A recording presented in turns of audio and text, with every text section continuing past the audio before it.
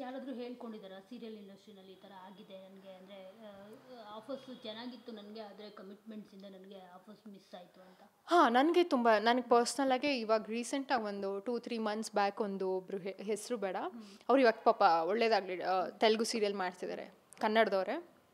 ಅವ್ರು ಹೇಳ್ತಾಯಿದ್ರು, ನೀನು ಸೀರಿಯಲ್ ಎಷ್ಟೊಂದು ಸೀರಿಯಲ್ ಬರುತ್ತೆ, ಏನಕ್ಕೆ ಸೀರಿಯಲ್ ಮಾಡಲ್ಲ ಅಂತ ನಾನು ಕೇಳಿದೆ. ಸೊ ಅದಕ್ಕೆ ನಿನ್ಗೆ ಗೊತ್ತಲ್ಲ ಸಾಕ್ಷಿ, ಸೀರಿಯಲ್ಸಲ್ಲೂ ಈ ಥರ ಎಲ್ಲ ಇರುತ್ತೆ, ಸೊ ಅವಕಾಶನೇ ಕೊಡಲ್ಲ, ಎಲ್ಲ ಯಾರು ಓಕೆ ಅಂತಾರೆ ಅವ್ರಿಗೆ ಕಂಟಿನ್ಯೂಟಿ ಕ್ಯಾರೆಕ್ಟರ್ ಇರುತ್ತೆ, ನಮಗೆ ನಾವು ಹಂಗಲ್ವಲ್ಲ, ಸೊ ನಮಗಿಲ್ಲ ಅಂತ. ಪಾಪ ಇವಾಗ ಯಾವುದೋ ಸೀರಿಯಲ್ ಮಾಡ್ತಿದ್ದಾರೆ ತೆಲುಗುಲಿ, ಐ ಆಮ್ ಸೋ ಹ್ಯಾಪಿ. ಅದು ಸಪೋರ್ಟಿಂಗ್ ಕ್ಯಾರೆಕ್ಟ್ರು, ಯಾವುದೋ ಒಂದು ಅತ್ತೆ ಕ್ಯಾರೆಕ್ಟ್ರು ಏನೋ ಮಾಡ್ತಿದ್ದಾಳೆ. ಸೊ ಹೇಳ್ಕೊಂಡಿದ್ದಾರೆ ಇದೆ. ಜೊತೆಗೆ ಈಗ ನೀವು ಅಫ್ಕೋರ್ಸ್ ತೆಲುಗುಗೆ ಹೋದರೆ ನಿಮಗೆ ಒಳ್ಳೆ ಪೇಮೆಂಟ್ ಸಿಗುತ್ತೆ, ನಟಿಯರಿಗಾಗಿರ್ಬೋದು ನಟರಿಗಾಗಿರ್ಬೋದು. ಸೊ ಹೀಗಾಗಿ ಅಲ್ಲಿ ಗೌರವನೂ ಸಿಗುತ್ತೆ ಅಂತ ಸಾಕಷ್ಟು ಜನ ಹೇಳ್ಕೊಂಡಿರೋವಂಥದ್ದು. ಅಫ್ಕೋರ್ಸ್ ಕನ್ನಡ ಚಿತ್ರರಂಗದಲ್ಲೂ ಸೀರಿಯಲ್ ಇಂಡಸ್ಟ್ರಿನಲ್ಲೂ ಗೌರವ ಸಿಗುತ್ತೆ, ಅದು ಪ್ರಶ್ನೆ ಅಲ್ಲ ಇಲ್ಲಿ. ನಿಶಾ ಅವರು ಮೊನ್ನೆ ಒಂದು ಮಾತು ಹೇಳಿರೋ, ಗಟ್ಟಿಮೇಳ ಸೀರಿಯಲ್ ಹೀರೋಯಿನ್, ನನಗೆ ತೆಲುಗು ಅವರು ತುಂಬ ಪ್ರೀತಿ ಕೊಡ್ತಿದ್ದಾರೆ ಅಂತ. ಸೊ ಅದಕ್ಕೆ ತುಂಬ ನೆಗೆಟಿವ್ ಕಾಮೆಂಟ್ಸು, ಅಂದರೆ ಜಸ್ಟ್ ಅವರು ಯಾರ ಬಗ್ಗೆನೂ ಕೆಟ್ಟದಾಗಿ ಮಾತಾಡಿಲ್ಲ, ಕನ್ನಡದವ್ರ ಬಗ್ಗೆನೂ ಕನ್ನಡದಲ್ಲೂ ನಂಗೆ ಪ್ರೀತಿ ಸಿಕ್ಕಿದೆ, ಅಷ್ಟೇ ಪ್ರೀತಿ ನಂಗೆ ತೆಲುಗಿನವರು ಕೊಟ್ಟಿದ್ದಾರೆ ಅಂತ ಹೇಳಿರೋವಂಥದ್ದು. ಇದಕ್ಕೇನು ಹೇಳ್ತೀರಾ? ಅಂದರೆ ನಮ್ಮ ನಟಿಯರು ಏನಾದರೂ ಒಂಚೂರು ಅವರು ತೆಲುಗುಗೆ ಹೋದ್ರು ಅಂದರೆ ಕನ್ನಡ ಬಿಟ್ಟೋದ್ರು ಅಂತ. ಆದರೆ ಅವರು ಕೆಲವ್ರಿಗೆ ಗೊತ್ತೇ ಇರೋದಿಲ್ಲ, ಕನ್ನಡದಲ್ಲಿ ನಮಗೆ ಚಾನ್ಸೇ ಕಮ್ಮಿ, ಪೇಮೆಂಟ್ ಇರಲಿ ಚಾನ್ಸೇ ಕೊಡ್ತಿಲ್ಲ, ಅವಕಾಶಗಳೇ ಬರ್ತಿಲ್ಲ ಅಂತ ಅವ್ರಿಗೆ ಗೊತ್ತೇ ಇರೋದಿಲ್ಲ. ಯಾಕೆ ಜನ ಈ ರೀತಿ ಮಾತನಾಡ್ತಾರೆ ಅಂತ ಗೊತ್ತಿಲ್ಲ. ಸಾರಿ, ಅದೇ ಇವಾಗ ನೀವು ಕರೆಕ್ಟಾಗಿ ಹೇಳಿ, ನೀವೇ ಆನ್ಸರು ಹೇಳಿದ್ರಿ, ನೀವೇ ಕ್ವಶನು ಹೇಳಿದ್ರಿ. ಏನಂತ ಹೇಳಿ, ಜನಕ್ಕೆ ಗೊತ್ತಿರಲ್ಲ, ಇಲ್ಲ ಅವಕಾಶನೇ, ಪೇಮೆಂಟ್ ಅಲ್ಲ ಅವಕಾಶನೇ ಸಿಗಲ್ಲ ಅಂಥದ್ರಲ್ಲಿ ಹೆಂಗೆ ನಾವು ಬದುಕೋದು? ಇವಾಗ ಕಲಾವಿದರಿಗೆ ನಮಗೇನು ಗೊತ್ತಿರಲ್ಲ, ಬಣ್ಣ ಹಚ್ಕೊಂಡು ಆ್ಯಕ್ಟ್ ಮಾಡೋದು ಮಾತ್ರ ಗೊತ್ತಿರೋದು, ನಮ್ಗೆ ಬೇರೆ ಕೆಲಸ ಮಾಡೋಕ್ಕೂ ಗೊತ್ತಿರಲ್ಲ. ಅಂಥದ್ರಲ್ಲಿ ನಾವು ಇದನ್ನೇ ನಂಬ್ಕೊಂಡಾಗ, ನಾವು ಇದರಲ್ಲೇ ಊಟ ತಿಂಡಿ ಮಾಡುವಾಗ, ನಾವು ಮೇಕಪ್ ಹಚ್ಚಿ ಹೊರಗಡೆ ಹೋಗ್ತೀವಿ ಅಂದ್ರೂ ನಾವು ನಮ್ಮ ಕೆಲಸಕ್ಕೆ ನಾವು ಹೋಗ್ತೀವಿ ಹೊರತು ಅಷ್ಟು ನಾವು ಇದಾಗಿರ್ತೀವಿ. ಬಟ್ ಅಂಥದ್ರಲ್ಲಿ ಅವಕಾಶನೇ ಇಲ್ಲ, ಕೆಲಸನೇ ಇಲ್ಲ, ದುಡ್ಡಿಲ್ಲ, ಏನಿಲ್ಲ ಅಂದಾಗ ಹೆಂಗೆ ಬದುಕೋಕ್ಕಾಗುತ್ತೆ? ವಿ ಹ್ಯಾವ್ ಟು ಗೋ ಅಂದರೆ ಬೇರೆ ಕಡೆ ಹೋಗಲೇಬೇಕಾಗುತ್ತೆ. ತೆಲುಗು ಆಗಿರ್ಬೋದು, ತಮಿಳ್ ಆಗಿರ್ಬೋದು, ಹಿಂದಿ ಆಗಿರ್ಬೋದು, ಮರಾಠಿ ಆಗಿರ್ಬೋದು, ಮಲಯಾಳಂ, ಎಲ್ಲ ಲ್ಯಾಂಗ್ವೇಜು ನಮ್ಗೊಂದು, ಕಲಾವಿದರಿಗೆ ಎಲ್ಲನೂ ಒಂದೇ. ಸೊ ಆ ಥರ ಇರುವಾಗ ನಾವು ಹೋಗಲೇಬೇಕು. ಯಾಕೆ ಕನ್ನಡದಂಗೆ ಹೆಂಗೆ ಮಾಡಿದ್ರು ತೆಲುಗು ಅವ್ರ ಸಪೋರ್ಟು ಅಲ್ಲಿ ಅದೇ ಇವಾಗ ಹೆಂಗೆ ಆಗ್ಬಿಡುತ್ತೆ, ಏನು ಮಾತಾಡಿದ್ರು ತಪ್ಪೆ, ಅದೇನೂ ಮಾಡೋಕ್ಕಾಗಲ್ಲ. ಜನರು ಇರೋದೇ ಮಾತಾಡೋದಕ್ಕೆ. ಅವ್ರು ಎಷ್ಟು ಮಾತಾಡ್ತಿರ್ತಾರೆ ನಮ್ಮ ಬಗ್ಗೆ, ನಾವು ಅಷ್ಟು ಬೆಳೀತಾ ಇದ್ದೀವಿ ಅಂತ. ಯಾಕಂದರೆ ಅವರು ಟೈಮ್ ಕೊಟ್ಟು ಅವ್ರ ಕೆಲಸ ಕಾರ್ಯಗಳು, ಫ್ಯಾಮಿಲಿ ಟೈಮ್ನ ಬಿಟ್ಟು, ಒಂದು ಇನ್ಸ್ಟಾಗ್ರಾಮ್ ಆಗಿರ್ಬೋದು, ಯೂಟ್ಯೂಬ್ ಆಗಿರ್ಬೋದು, ಫೇಸ್ಬುಕ್ ಆಗಿರ್ಬೋದು, ಒಂದು TV ಚಾನಲ್ ಆಗಿರ್ಬೋದು, ಅದನ್ನು ಕುತ್ಕೊಂಡು ನೋಡ್ತಾರಲ್ಲ, ಅವ್ರಿಗೆಲ್ಲರಿಗೂ ಥ್ಯಾಂಕ್ ಯು ಸೋ ಮಚ್. ನೀವು ನೋಡೋದ್ರಿಂದನೇ ನಮಗೆ ಊಟ ಸಿಗ್ತಾ ಇರೋದು. ಬಟ್ ಆದರೆ ಅಂಥ ಇನ್ನೊಂದು ಕ್ಯಾಟಗರಿ ಇರುತ್ತೆ, ಅವರೆಲ್ಲ ಸುಮ್ಮನೆ ನೋಡ್ತಾರೆ. ಇವಾಗ ನಂದು ಎಷ್ಟೋ ಈ ವಿಡಿಯೋ ನೋಡಿದೆ ಒಂದಷ್ಟು ಜನ ಕಮೆಂಟ್ಸ್ ಹಾಕ್ತಾರೆ. ಸೊ ಒಂದೊಂದು ಸತಿ ಬೇಜಾರಾಗುತ್ತೆ, ಒಳ್ಳೆ ಕಮೆಂಟ್ಸ್ ನೋಡಿ ಫುಲ್ ಖುಷಿ ಆಗುತ್ತೆ. ಇವಾಗ ಯಾವುದೋ ಇನ್ನೊಂದು ಚಾನಲಲ್ಲಿ ನೋಡಿದೆ, ಅದು 1000 ಕಮೆಂಟ್ಸಲ್ಲಿ ಬರೀ 50 ಅಂದರೆ 100 ಕಮೆಂಟ್ಸ್ ಮಾತ್ರ ಅಯ್ಯೋ ನೀವೇನು ಹಂಗೆ ಹಿಂಗೆ ಅಂತ. ಬಟ್ ಇನ್ನೂ 900 ಕಮೆಂಟ್ಸು ಪಾಸಿಟಿವ್ ಆಗಿದೆ. ಅದು ನನಗೆ ಖುಷಿ ಆಗುತ್ತೆ. ಹಂಗಂದ್ಬಿಟ್ಟು ಇವಾಗ ಖುಷಿ ಆಗಿಬಿಟ್ಟಿದೆ, ಈ ವಿಡಿಯೋದಲ್ಲಿ ಇನ್ನೇನು ಬ್ಯಾಡ್ ಕಮೆಂಟ್ಸ್ ಬರ್ಬೋದು, ಇದಕ್ಕೆ ನಾನು ಬೇಜಾರು ಮಾಡ್ಕೊಳಕ್ಕಾಗತ್ತಾ? ನಾವು ಆರ್ಟಿಸ್ಟ್ ಆಗಿರೋರು ಬಿ ಪ್ರಾಕ್ಟಿಕಲ್. ಇವಾಗ ನಾವು ಒಂದು ಪಬ್ಲಿಕ್ ಫಿಗರ್ ಅಂದಾಗ ನಾವು ಎರಡೂ ಸ್ವೀಕರಿಸೋ ಅಷ್ಟು ಕೆಪಾಸಿಟಿ ನಮಗಿರಬೇಕು. ಈ ಕಡೆ ಯಾವುದೋ ಹೀರೋಯಿನ್ಸ್ ಆಗಿರ್ಬೋದು, ಹೀರೋ ಆಗಿರ್ಬೋದು, ನನ್ನ ಬಗ್ಗೆ ಕೆಟ್ಟದಾಗಿ ಮಾತಾಡ್ತಾ, ಯಾವ ಹುಡುಗಿಗೆ ಏನು ಸುಮ್ಮನೆ ಕೂತ್ಕೊಂಡು ಹಿಂಗೆಲ್ಲ ಸಿನಿಮಾಗಳ ಬಗ್ಗೆ ಮಾತಾಡ್ತಿದ್ದಾಳೆ, ಏನೋ ಇದಿಲ್ವಾ ಅದಿಲ್ವಾ ಅಂತ ಅಂಥವ್ರು ಅಂತಾರೆ, ಅಂದಿಲ್ಲ ಅಂತಲ್ಲ ಅಂತಾರೆ.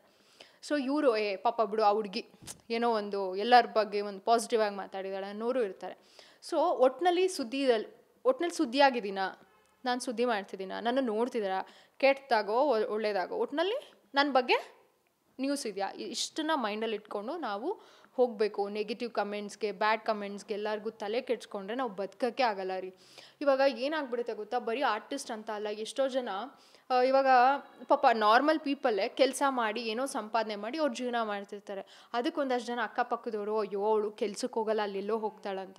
ಜನ ಇರೋದೇ ಮಾತಾಡೋಕ್ಕೆ. ಇವಾಗ ನಾನು ಅದನ್ನೇ ಹೇಳ್ತಾ ಇರೋದು, ಒಂದಷ್ಟು ಜನಕ್ಕೆ ಏನು ಗೊತ್ತಾ, ಅವ್ರು ಮಾತ್ರ ಒಳ್ಳೆಯವರು, ಅವ್ರು ಮಾತ್ರ ತುಂಬ ಒಳ್ಳೆಯವರು. ಇವಾಗ ನಾನು ತುಂಬ ಕೆಟ್ಟವಳು, ಯಾಕಂದರೆ ನಾನು ಎಲ್ಲರ ಬಗ್ಗೆ ಮಾತಾಡ್ತೀನಿ, ಅವ್ರು ಯಾರ ಬಗ್ಗೆನೂ ಮಾತಾಡಲ್ಲ ಅನ್ನೋ ಒಂದಷ್ಟು ಜನ ಹೆಣ್ಮಕ್ಳಿದ್ದಾರೆ.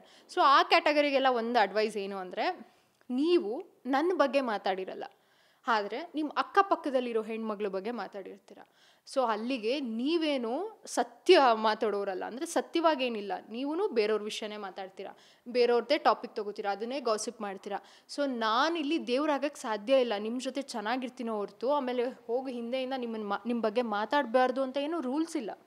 ಅಂದರೆ ನಾನು ಏನು ಹೇಳ ಬಿ ಪ್ರಾಕ್ಟಿಕಲ್. ಯಾಕಂಗೆ ಇವಾಗ ಒಂದೆರಡು ಸತ್ಯಗಳನ್ನ ಹೇಳಿರೋದಕ್ಕೆ ನನ್ನನ್ನು ಬ್ಲಾಕ್ ಮಾಡಿದಾರೆ ಕೆಲವರು ಅಂತ ಹೇಳಿದ್ರಿ, ಅದು ಅವ್ರ ತಪ್ಪು. ನೀವು ಯಾರ ಬಗ್ಗೆನೂ ಹೇಳಿಲ್ಲ ಇಲ್ಲಿ, ಇಂಥವರೇ ಈ ಥರ ಮಾಡ್ತಿದ್ದಾರೆ, ಇವರೇ ಹಿಂಗೆ ಮಾಡಿದ್ರು ಅಂತ ಹೇಳಿಲ್ಲ.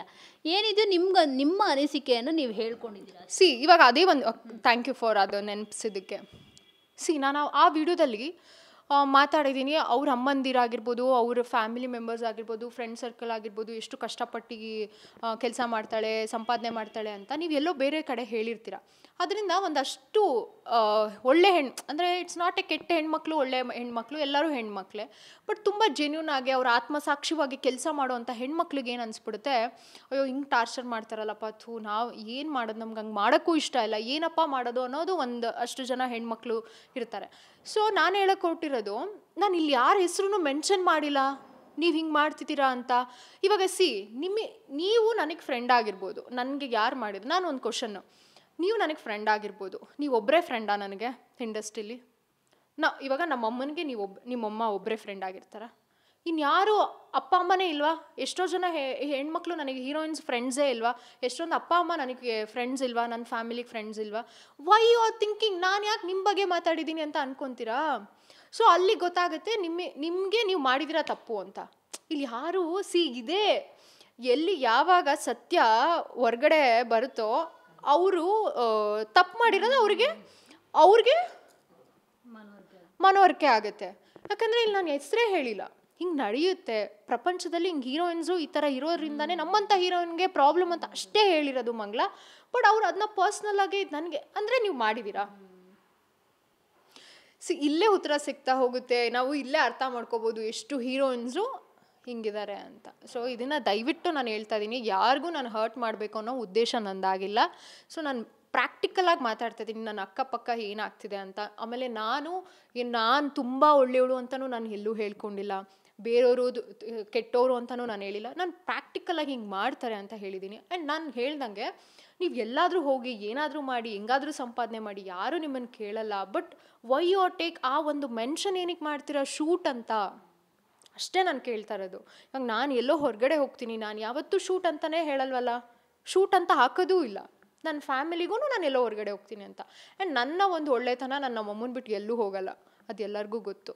ಸೊ ಹೀಗಿರುವಾಗ ನೀವು ಎಷ್ಟು ನಿಮ್ಮನ್ನು ನೀವು ಏನೇ ಕೆಟ್ಟದ್ದು ಮಾಡೋದು ನಾನು ಒಳ್ಳೆಯಳು ಅಂದ್ಕೊಂಡ್ರೆ ಹೇಳಿ, ನಾವು ಎಷ್ಟು ಕೆಟ್ಟದ್ದು ಮಾಡಿ ಅದು ಎಲ್ಲರಿಗೂ ಗೊತ್ತಿರುತ್ತೆ, ನಿಮಗೂ ಗೊತ್ತು.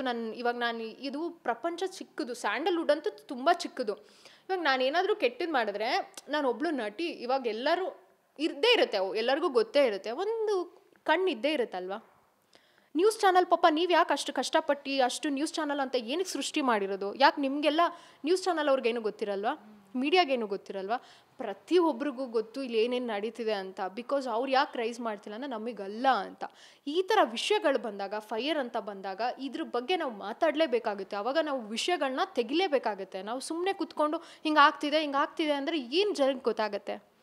ಜನಕ್ಕೆ ನಾವು ಒಂದು ಇದು ಮಾಡ್ತಾ ಇರೋದು, ನೆಕ್ಸ್ಟು ಪೀಳಿಗೆ ಏನು ಬರ್ತಾಯಿದೆ, ನೆಕ್ಸ್ಟು ಜನ್ರೇಷನ್ ಏನು ಬರ್ತಿದೆ, ಬಿ ಕೇರ್ಫುಲ್ ಅಂತ. ಇವಾಗ ಇಷ್ಟು ವಿಷಯಗಳು ಗೊತ್ತಿದ್ದಾಗ ಬರೋ ಹೆಣ್ಮಕ್ಳಾಗಿರ್ಬೋದು ಬಿ ಪ್ರಾಕ್ಟಿಕಲ್ ಆಗಿರ್ತಾರೆ. ಹೌದು, ನಾವು ಹಿಂಗಿರಬೇಕು, ಹಿಂಗೆ ಕರೆಕ್ಟಾಗಿರಬೇಕು, ಓದಿರಬೇಕು, ನಮಗೆ ಸಿನಿಮಾ ಇಲ್ಲ ಅಂದ್ರೂ ನಾವು ಬೇರೆ ಕೆಲಸನ ಮಾಡಿಕೊಂಡು ಬದುಕ್ಬೋದು ಅಂತ.